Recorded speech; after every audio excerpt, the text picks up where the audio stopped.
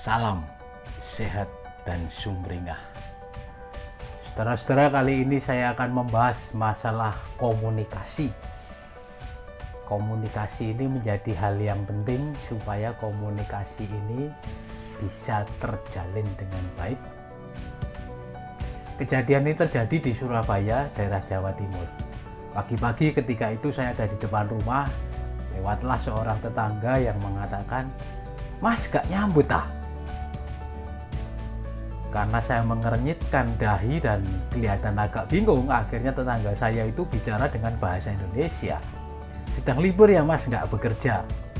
"Oh iya Om, sedang cuti, jadi bisa mampir ke sini main-main," gitu. Dalam hati saya, nyambut itu kan nyambut copo gitu loh. Sopo sing arep teko sing kudu tak sambut gitu. Ternyata nyambut tuh bahasa di Surabaya itu bekerja. Nah, kalau bahasa saya bekerja itu ya nyambut gawe gitu loh. Kalau dibilang nyambut gawe baru ngeh saya, baru jelas bahwa oh saya harus bekerja, oh saya sedang libur gitu ya. Jadi pertanyaan itu menjadi jelas ketika kalimatnya menjadi nyambut gawe, tidak hanya nyambut gitu. Nah, ketika saya masih tinggal di ibu kota, saya sering ngajak pulang istri dan anak-anak melalui jalan darat. Waktu itu saya lewat jalur selatan Pulau Jawa. Nah, pada siang hari kami berhenti di sebuah rumah makan dan kami mulai makan. Sesuai tradisi dan kebiasaan saya, biasanya saya akan basa-basi menawarkan makanan kepada orang sekitar saya. Waktu itu saya mengatakan, "Mari Pak dahar Pak." Orang itu juga mengernyitkan dahinya. Ternyata beliau adalah orang Sunda, orang Jawa Barat, yang kata dahar itu terlalu kasar bagi mereka. Dahar dalam bahasa saya adalah bahasa Jawa halus untuk menghormati orang yang tua. Suatu saat saya diutus keluar, saya jalan-jalan keluar, lalu ketemu seseorang di kantor itu dan mengatakan, "Hai, oh ayo ha." Dalam hati saya ingin ngomong apa gitu, ternyata bilang how are you. Lalu saya jawab, "Hai, nice to meet you ha." Kira-kira kan begitu. Nah, inilah gangguan-gangguan komunikasi yang terjadi ketika kita melakukan komunikasi dengan orang lain, apalagi orang lain yang kita tidak mengenalnya. Inilah gangguan bahasa. Kalau misalnya kita menggunakan bahasa Jawa yang kita ajak ngomong adalah orang Medan atau Sumatera Utara, sudah pasti tidak akan nyambung. Akhirnya ketemu bahasa Tarsan.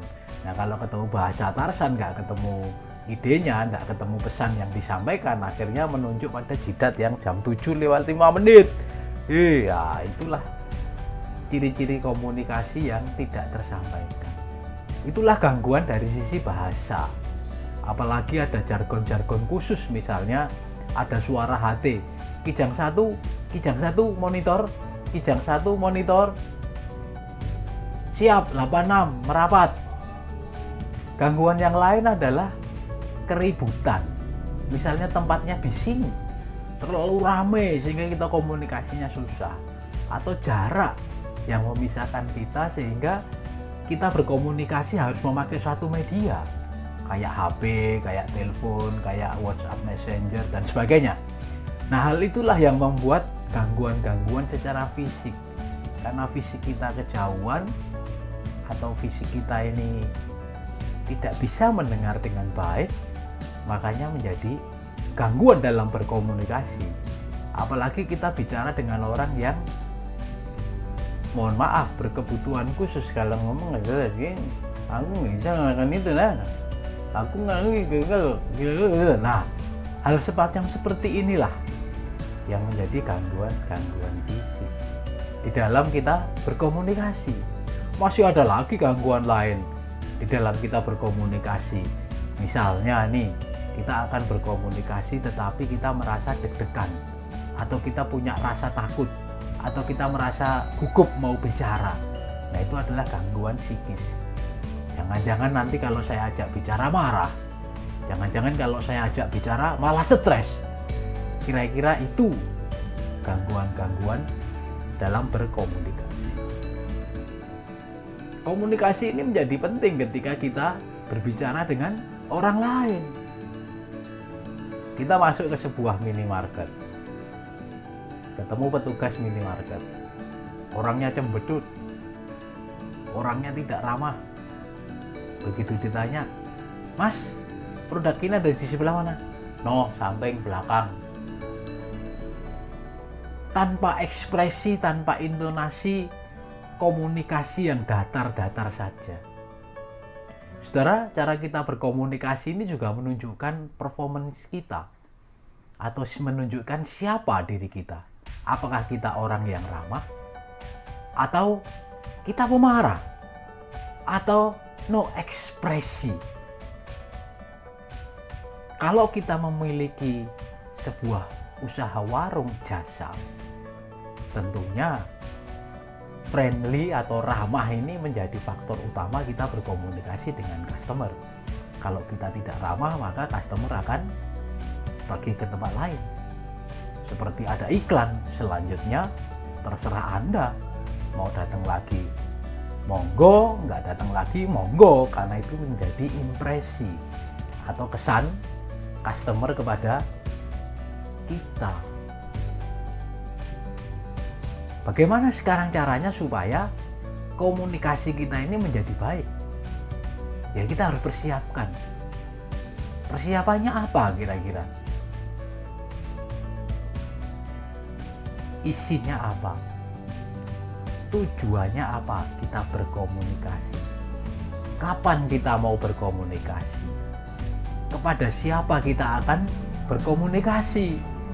Calon lawan bicara kita siapa? Minatnya apa, latar belakangnya apa, sehingga kita bisa meramalkan aksinya kira-kira apa. Lalu yang terakhir, komunikasilah dua arah sehingga komunikasi itu menjadi efektif. Akibatnya apa kalau misalnya kita berkomunikasi dengan jelek? Hubungan kita menjadi tidak bagus, relasi kita menjadi kurang baik, apalagi kita berbicara dengan rekan kerja, apalagi kita berbicara dengan atasan, apalagi kita berbicara dengan bawahan, terlebih-lebih kita bicara dengan customer. Kalau hubungan kita dengan customer menjadi jelek, maka ya sudah, selanjutnya terserah Anda. Saya kira itu video saya masalah komunikasi dan hambat-hambatannya, pentingnya komunikasi dan kapan kita harus berkomunikasi. Ternyata kopi saya ada di sebelah sini. Saya seruput kopi.